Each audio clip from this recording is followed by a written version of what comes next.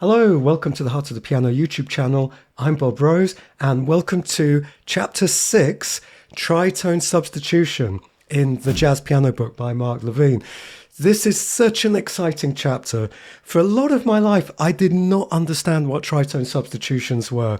I wish somebody had explained it to me, quite simply. They are actually quite simple, but these are instantly how to get really beautiful sounding harmonies that make you sound like you know what you're doing. And I've got to say that for people with classical ears, when you start hearing tritone substitutions, you go, what was that? It's really a sound sort of relatively outside of classical harmony. I think someone like Chopin starts to kind of use these, but let me give you an example anyway. As always, I'm using Autumn Leaves because it's just such a really simple tune that you can show how these jazz concepts apply in quite powerful ways. So here's Autumn Leaves just kind of as it is without any of the tritone substitutions or any substitutions.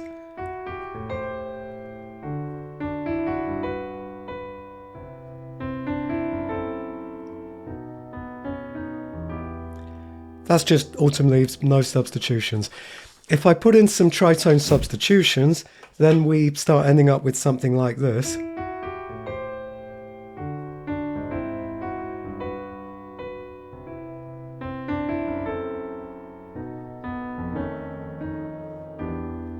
And to me, that's sort of, a minimum kind of standard that where, when I play jazz tunes, I just feel absolutely compelled to start with those kinds of substitutions.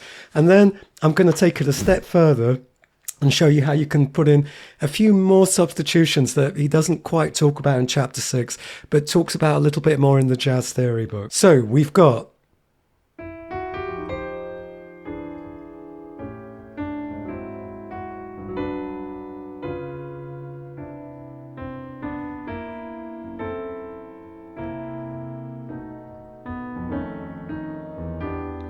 and that's probably overdoing it a little bit, but I've just, want to show you the kind of thing that basically is possible. Also, I've recently made a jazz version of Auld Lang Syne. Keep an eye out for this. I'm going to record this over the coming days. I know it's really a Christmas thing, but it's going to be a great illustration of all of the techniques that we've examined in all of these videos that I've done in this series. So there'll be a link above and a link below to the playlist that contains all of the chapters. So in the last video, I was kind of talking about how the sort of relatively advanced version that I made of Autumn Leaves, covering all of the more advanced stuff in chapter 5, the previous chapter, is not a way that I would typically sit down and play any jazz standard, because it's very normal for jazz musicians to not just do the chords that are on the page, if they even read chords that are on the page. It's very normal to do things that people call chord substitutions or reharmonisations or reharms, that kind of thing. One of the best places to start is tritone substitution. And to me, this is like magic when I first started, doing this. Like the stuff that I was just showing you in Autumn Leaves. It's like, oh my God, that's the sound that I've been looking for. Now, at this point, I should really explain all the basics, like what are tritones? So a tritone is 3 tones. Now, if you're British or a lot of Europe uses the word tones, you've got semitones and tones. So a semitone is the very shortest distance that you can have from one note to the next. And then a tone is basically 2 semitones. Now in America and some other places, a tone is actually called a whole step. So a whole step is like 2 half steps. So in America and other places, you might want to call a tritone actually a tri-whole step. So these could be tri-whole step substitutions, except of course, nobody calls them that.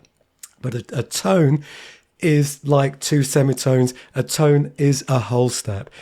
And this can be a bit confusing to some people. Actually, I'm in the process of possibly auditioning for a band. And I was chatting to the drummer And the drummer was like telling me, by the way, when you're playing guitar, we expect the guitar to be tuned down a tone. And I was like, tuned down a tone? That's a lot. That's like, to me, that's tuned down, well, 2 frets. It's like, you tune down a whole step. And then later on, it sort of transpired that what he meant was a semitone or a half step. But because he's like a drummer, not really speaking the tonal language, to him, a tone is just one little step down, like a half step, a semitone. So I was like, oh, right, okay, that's not a tone. That's like a semitone. Anyway, so a tritone is 3 tones or 3 whole steps.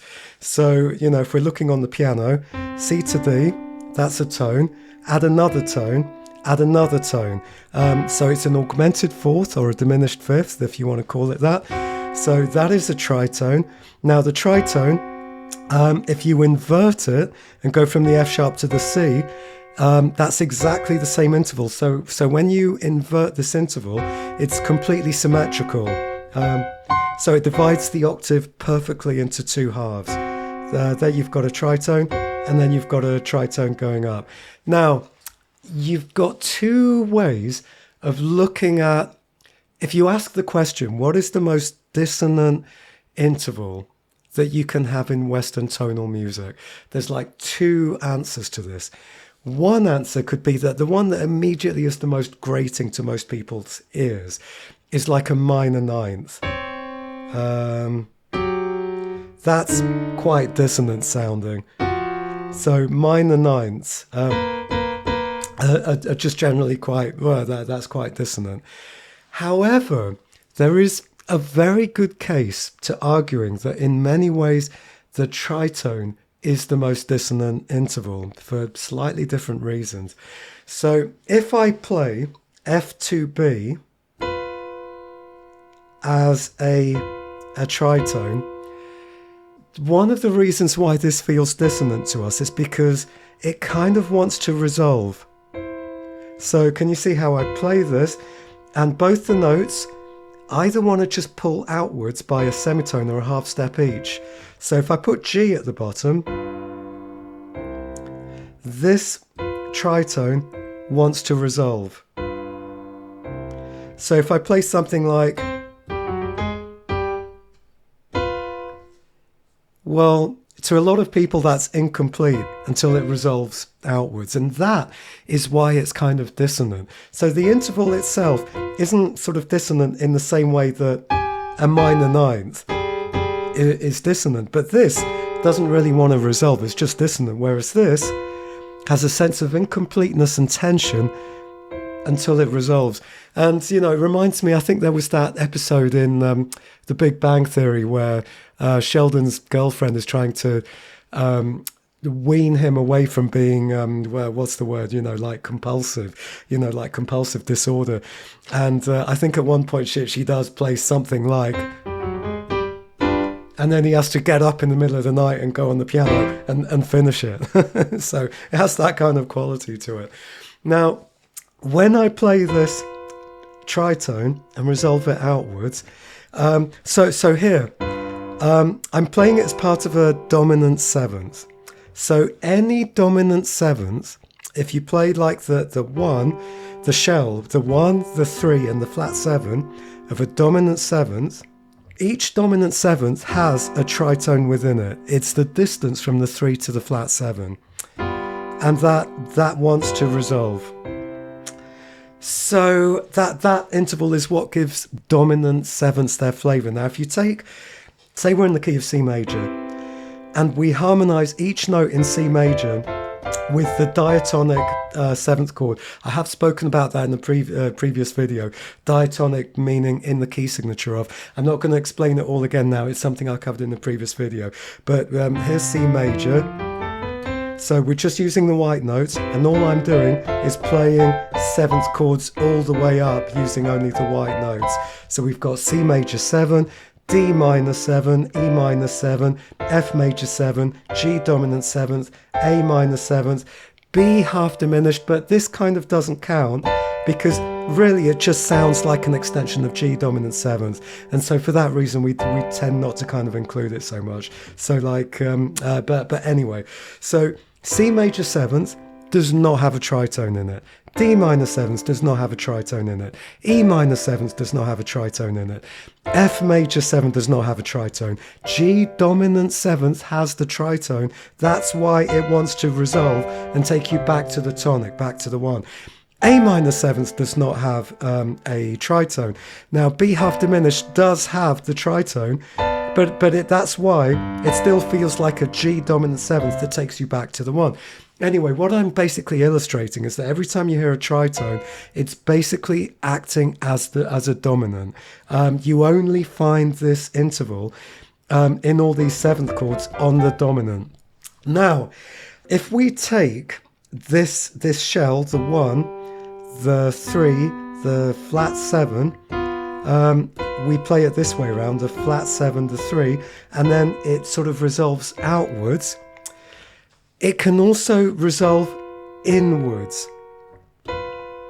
So here, this F and the B, it can resolve inwards to F sharp major, which means that it's acting, this F and the B is acting as the dominant of F sharp major if we resolve it inwards.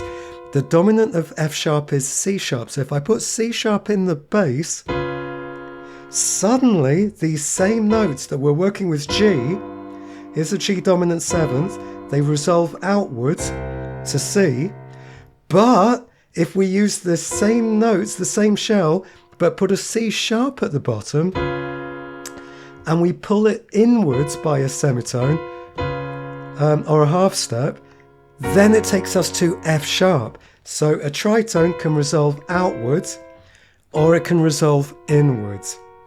Now, just to kind of round this out, if we put G at the bottom, we put the F and the B at the top, that pulls outwards to resolve to C. But if I invert this interval, this F and the B, and instead of F and B, I put the B at the bottom and then play B and F, in this inversion, now it pulls inwards. So here it pulls inwards with B at the bottom. And if I invert that interval in the right hand and put F and B, now it pulls outwards. But conversely, if I put F and B at the top and pull it inwards, then it's like C sharp dominant 7th going to F sharp. And if I put B and F at the bottom and then pull it outwards, that is still like C sharp dominant 7th to F sharp. So now this is sort of quite a lot to take in. But if you're only taking away one thing from this part of the video, it's that a tritone can resolve outwards by a semitone or a half step, or it can pull inwards. And the difference between its function in the left hand is another tritone. Is like so if I'm going G dominant 7th, C, and if I pull inwards, C sharp dominant 7th, F sharp, the difference between the C and the C sharp, if I go inwards, is also a tritone. So what this basically means is we get this very handy rule that any dominant 7th can be replaced by a dominant 7th a tritone away. The big caveat with this is if your melody note allows you to, because if you've got a melody note that clashes with that chord, you can't do it. So we'll worry about that a little bit later. So another way of looking at this, let's think that we're doing G dominant 7th to C. Another way of playing this shell, the F and the B, was to have C sharp resolving to F sharp. But what if we have the C sharp, or the D flat, let's call it, and instead of resolving to F sharp, we actually have the C sharp or the D flat still resolving to C. Classical musicians will recognize this as like a Neapolitan harmony, but most people don't really need to know that. But if you're classical, you'll probably recognize that.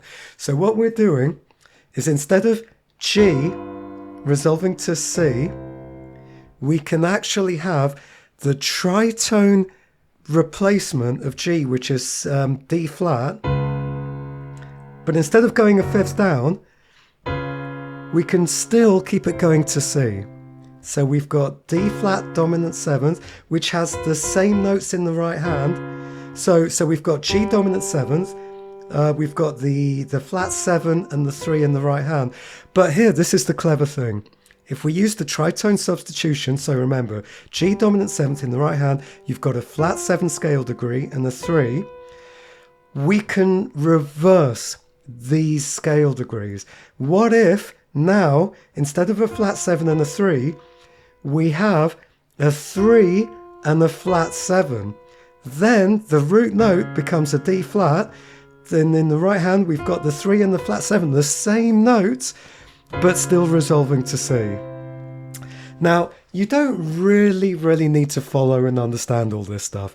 Another way of looking at this, and this is the way that a lot of jazz people think about this without knowing any of this sort of more advanced stuff. What you can do, instead of going 5, fifth scale degree, the dominant, resolving down to the 1, you can just go from a semitone or a half step, just a semitone or a half step above the note you're trying to go to. So here we go, we've got the flat 2, we've got the a semitone or a half step above the chord we're trying to go to. We're trying to go to C major. We're just going a half step or a semitone above. We take the dominant on that note and then just resolve it down. And that's really the most simple way of thinking about it. So what you could then have, say you've got a 2-5-1, say you've got a D minor 7, this is the 2 minor, then you've got the 5 dominant 7th, so D minor 7, G dominant 7th, C major. Now instead of doing this 2-5-1, we can replace it with a very simple semitone sequence or half step sequence where you've got the D minor 7, you step down to the dominant on the in-between note, so you've got the 2, then you've got the flat 2 dominant, and then you've got the 1 major. This is like really the easy way of thinking about it. So on page 39 of the jazz piano book, basically says a little bit about what I was saying before. The tritone and the 5 chord that it's part of, basically a dominant 7th, are very unstable and want very much to resolve like this. If you play a tritone 10 times in a row before you go to bed tonight, figure 6, 7, etc. 10 times. 1, 2, 3, 4, 5, 6, 7, 8, 9, 10. I feel like I'm conjuring some kind of tritone demon or something there, you know, like a horror film. You probably won't be able to fall asleep. You have to get up, run to the piano and resolve it to a 1 chord, like Sheldon in The Big Bang Theory. Because the tritone belongs to 2 dominant 7th chords, you could also resolve it to its other 1 chord. So instead of, you could go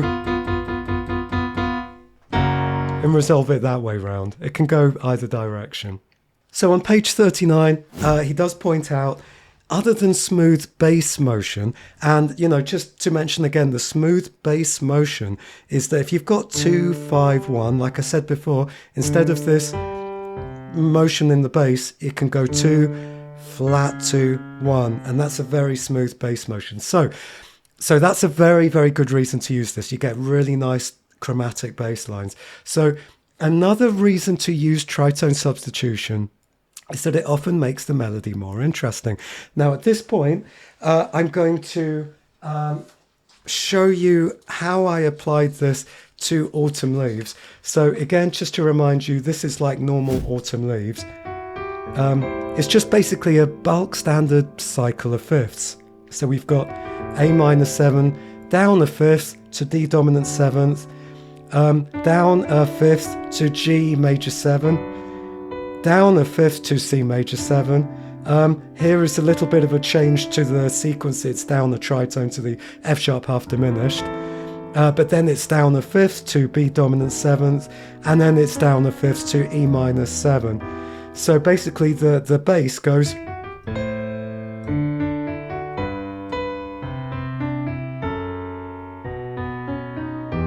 So, you know, you have this very zigzaggy bass line. Now, let's look at just the version with the most simple tritone substitutions. So remember that the most simple way of looking at tritone substitutions is wherever you have a dominant seventh, you can replace it with the dominant seventh the tritone away. Now, what I've done here, where there are dominant sevenths, I haven't just replaced it. I've done the original for half the bar and then the tritone substitution for the second half of the bar. This is something that often works pretty well. Sometimes you want to just, you know, completely replace the dominant seventh altogether. But sometimes it's nice to do something like this, where we've got, this is the original, this is the original, and then,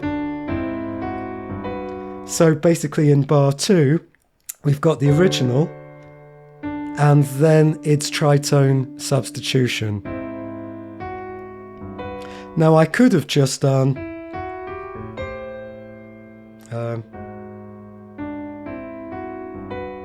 and that is like a nice, very simple, just chromatic bass line. So I'll just play that again.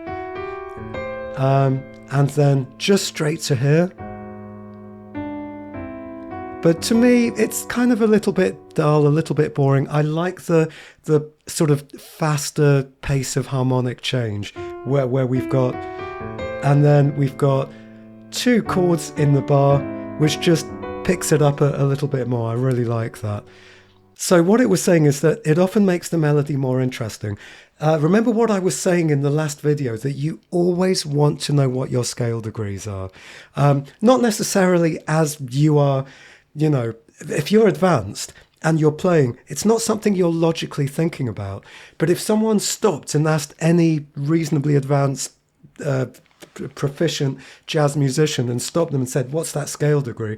They'll instantly be able to tell you. It doesn't mean they're thinking about it as they're doing it, but they would immediately be able to tell you. It's just a skill that you need. So let's do this at the moment. We're going to look at the scale degrees of the melody when we just play it normally. So this is like the standard version. We've got the scale degree in the first bar is flat 3. Then in the second bar, the scale degree at the beginning with the tie, that becomes a flat 7. Then we've got 1, 2, 3, and then 3. So basically the scale degrees are flat 3, flat 7, 1, 2, 3. So they're all sort of pretty standard. There's nothing that sort of super wild about them. Now look what happens to the scale degrees when we do a tritone substitution. So we've got, so the first bar here doesn't change. It's a flat 3. Then it doesn't change here either. It's a flat 7, 1. But then here, when we do the tritone substitution, it becomes a sharp 5 and then a flat 7. Or you could think of this as well as a flat 13, either a flat 13 or a sharp 5, which instantly makes these kind of more interesting. And that's the point that it's making here in the jazz piano book, that usually when you do tritone substitutions, you start getting quite exotic alterations and extensions. So if I carry on, again, if we look at the original bar 6 and we look at the scale degrees, so I'm in bar 6, with the scale degrees are flat 7, 1, 2, 3. Now if we look at bar 6, where I've done the tritone substitution, here's bar 6. This bit's the same, so it's the same flat 7, 1, and then it becomes sharp 5 or flat 13, flat 7, and so on. So that just sort of really makes it more interesting. Now, there's some things that really, you know, I keep coming back to the idea that the jazz theory book, the Mark Levine jazz theory book, it's so much of a better book than the jazz piano book. And, you know, to be absolutely honest, most people should just really have the jazz theory book.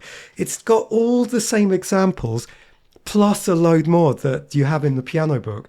And just before it talks about tritone substitutions, it talks about 5 as 2-5. Now, really, the thing that makes jazz jazz, and I've spoken about this, I think, in a previous video, really, jazz sounds like jazz because of 2-5-1s. So a lot of the time, if you have a dominant seventh that is not preceded by its 2, and again, remember in one of the previous videos, I pointed out that it's often really, really helpful to think of a 2-5-1, not as like literally 2. Say we're in C major, D, G, C, 2-5-1. Sometimes it's much more helpful to think of the 2 actually like a 9. So you've got 9-5-1, and then it becomes really obvious that it's just a cycle of fifths. You've got like the say D minor 7. That goes down a fifth. It doesn't go up a fourth. It's much more helpful. I mean, it does, but it's much more helpful to think about the D goes down a fifth to the G and then goes down a fifth to the C. So a lot of the time when you've just got a G on its own, if you want it to sound like jazz, and there isn't a 2, i.e. there is not a minor, a fifth above it, before it, that can sound really nice. And then they've given you an example here, something that sounds like, and they've reharmonized it like this. So basically you've got F major 7 that goes straight to an E dominant 7th. Now what's a fifth above E? A fifth above E is B. So if you were looking for places to do 5 as 2-5, you would ask yourself, okay, here's a dominant. Is it preceded by the 2? To see if it's preceded by the 2, is there a minor 7th of fifth above the dominant before you get there? Here, there is no B minor 7th before you get to E7. So here is a place where in the place of E dominant 7th, in that same space, you can have the 2 and the 5, which would be B minor 7 and E dominant 7th. So here it is, original, F major 7, then E dominant 7th. Now here, we can then turn this into 5 as 2-5, F dominant 7th, B minor 7, E dominant 7th, and instantly just sounds so much jazzier. Now, I did a series of videos where I showed you how to harmonize classical tunes so that you make them sound like jazz. It was quite a while ago, and I think I was a bit ambitious with those, and I tried to squeeze a huge amount into them, but they really are useful to watch if you want to kind of get to grips with this kind of stuff. I talked about this concept in a lot of depth in that video, so there'll be a link below if you want to watch those videos where I talk about this quite a lot, how you can take a classical tune and instantly make it sound like jazz by doing lots of reharmonizing 5 as 2-5. So this is a really useful concept. Now, the thing is, funnily enough, if you pick up pretty much any fake book, any real book, any kind of jazz tune, and you start going through it, because sometimes, when I set my students exercises to start doing these kinds of reharmonizations, I have to pick the tunes very, very carefully, because almost every single tune in a fake book where you're looking for places where you can reharmonize 5 as 2-5, it's incredibly difficult to find any dominant that is not already preceded by a 2, because that is what jazz is. The jazz sound is 5 as 2-5. So, jazz already sounds like this. It's especially useful if you're wanting to take rock tunes, pop tunes, classical tunes, and make them sound a bit more jazzy.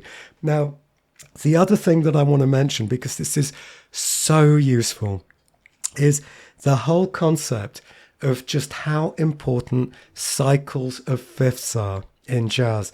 And when I first properly started getting into jazz reharmonization, I realized that you could just take like any tune that wasn't jazz, any classical thing, pop tune, rock tune, and if you put in a long chain of cycles of fifths, you could instantly make it sound quite jazzy.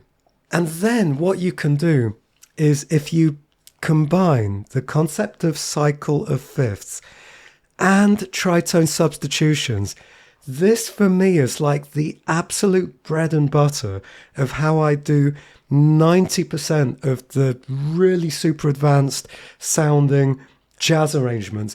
So there'll be a link above, there'll be a link below to a playlist where you can hear lots of my jazz reharmonisations, jazz sort of virtuoso jazz things that I do with classical tunes. I love taking classical tunes and making nice virtuoso kind of jazz versions of them.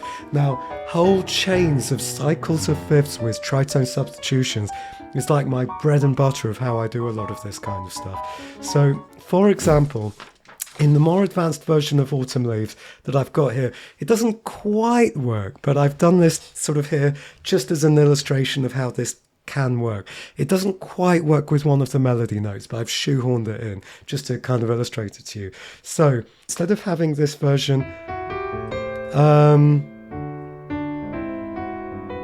which was like the very simple version of applying the tritone substitution, nothing fancy, what I did was I knew that I wanted to end up on the G major 7 in bar 3. So I knew I wanted to end up here. So what I did was I worked backwards. I worked backwards from bar 3 so that the second half of bar 2 I knew was going to be a fifth above that. And then the first half of bar 2 was going to be a fifth above that. And then the second half of bar 1 was going to be a fifth above that. So basically, every half a bar that I go back, I'm just going a fifth above in the cycle of fifths, so that I'm dropping down a fifth every single time to get to G major 7 in bar 3. But because of tritone substitutions, some of those are going to be a tritone away. So working backwards, I can write down that the chord before G, that's going to be D. The one before D is going to be A. The one before A is going to be E. And the one before E is going to be B. So now I've got a sort of very rough guide of how I'm going to arrive at G major 7. So now, looking at the fancy version that I came up with of this sort of cycle of fifths idea, how did I come up with this? So basically, I'm using this cycle of fifths as my rough idea. Now here, you'll notice I'm not playing a B dominant seventh. I'm actually playing an F. It's actually like a sus, an F sus2 dominant seventh. That's because when I played B, the melody, the chord tone of the melody is a flat 9. I didn't really like the flat 9 there. It felt a little bit too dissonant. So if I just go straight to, it's like, I wasn't really sure about it. So what I did, remember the rule, I'm treating all of these chords potentially as dominant sevenths.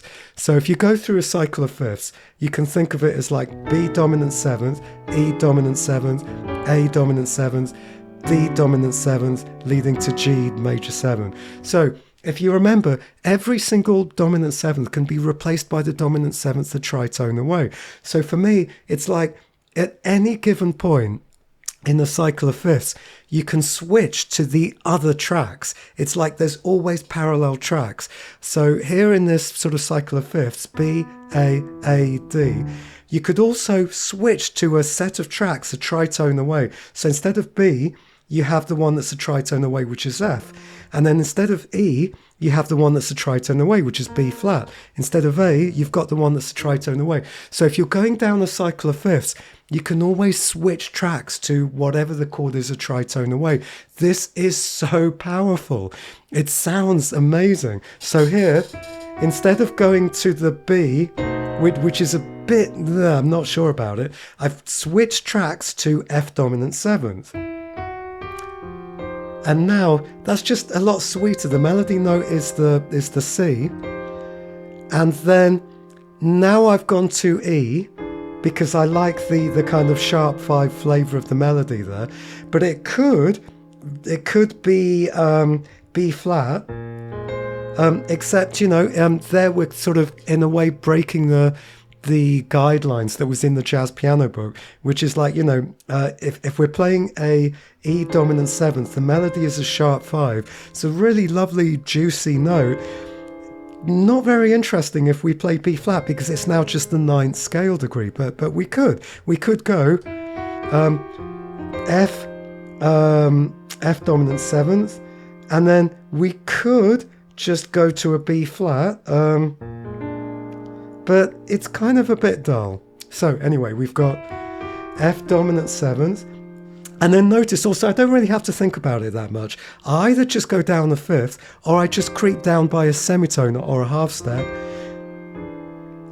which is what I've done here. So we've got F dominant seventh, E dominant seventh, which is just creeping down the semitone, and then here I am following like the cycle of fifths, which I wrote down just now. So it's only the first one which I've switched tracks on.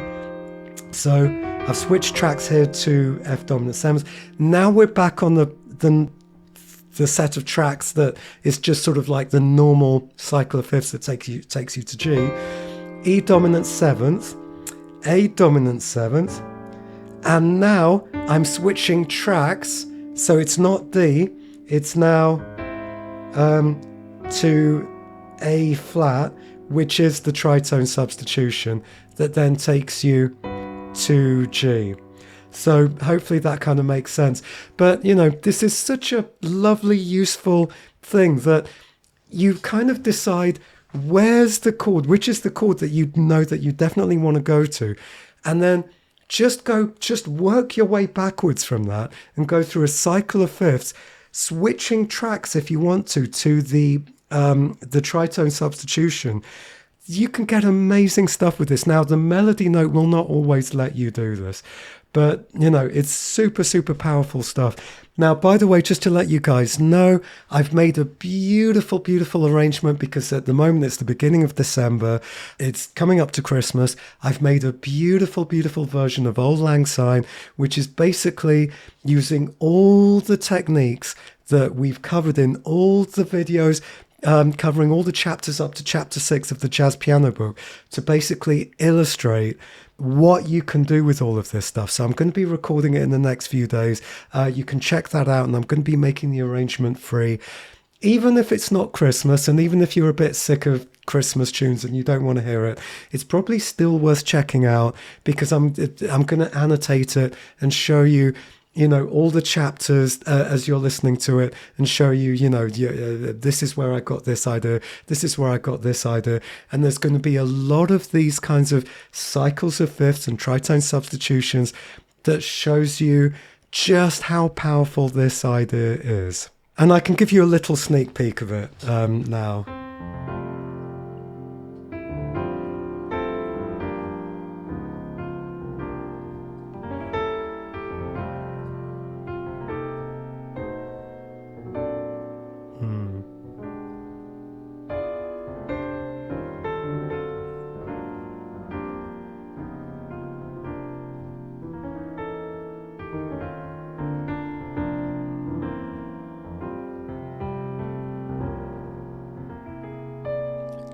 And that is kind of just the beginning. It gets more rich and more interesting, believe it or not, as we go along. I like my arrangements very rich and sumptuous.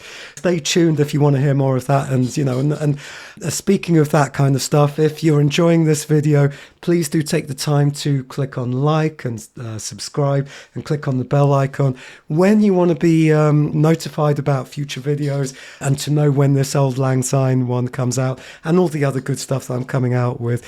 And if you're interested in piano lessons, I am available for online teaching at the moment. There is still some limited availability, so please do get in touch. There'll be details in the description below. And thank you very much for tuning in. Please do let me know your thoughts.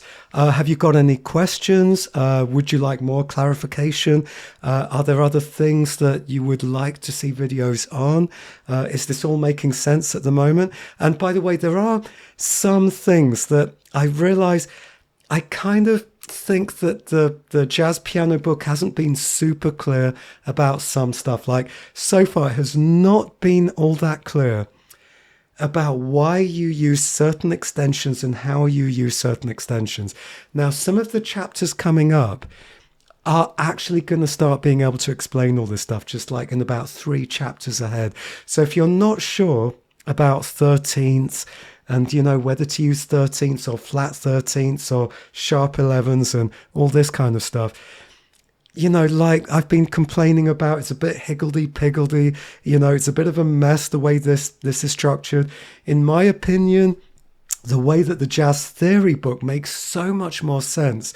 By the time you get to all of this stuff, it's so much more clear the way that they lay the book out, how you're using these extensions. But we will be covering this stuff in some of the chapters that are coming up soon. So, you know, again, you know, click on the subscription and bell icon so that you get notified when I come out with all of this stuff. Anyway, go do some practice or watch more of my videos and take care and goodbye.